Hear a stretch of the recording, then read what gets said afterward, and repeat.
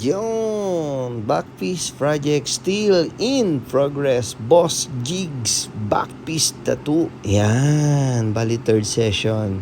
Yung first session and second, almost a decade. Di namin matandaan ni Bossing kung 16, 17, 15, or 18. Depende.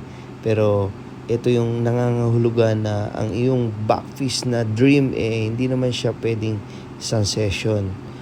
Dadaan siya sa proseso. Either a month, a year, or 5 years, or a decade, depende.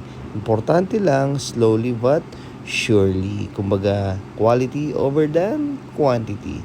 Kapatid, sa lahat ng gustong magpatattoo, down to avail a free layout and schedule revisable until I meet your expectations. See you next session, Boss Jigs ko.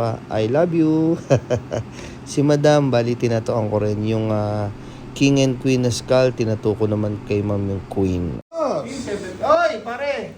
Si Boss, matagal. Hindi rin maalala ni Boss. Boss! Buwan! Tapos ka na, Bo?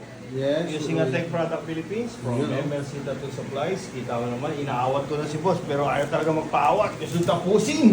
Boss!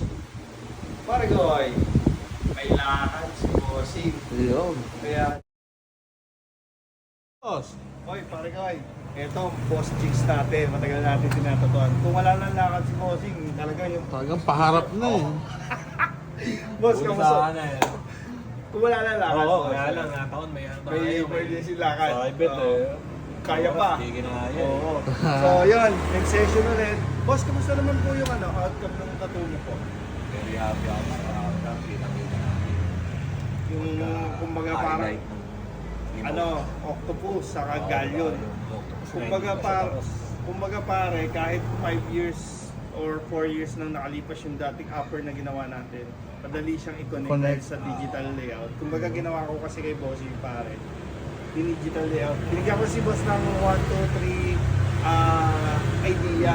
Tapos nagustuhan niya Bossy. Bossy, maraming salamat sa tiwala. Salamat din. Maraming salamat. Bossy, babalik ako. Yun. Thank you kay Bossy. Salamat Bossy nga. Thank you ha. For power. Yun. Bayo tayo ha. 2028. For life. Tatang mo tayo.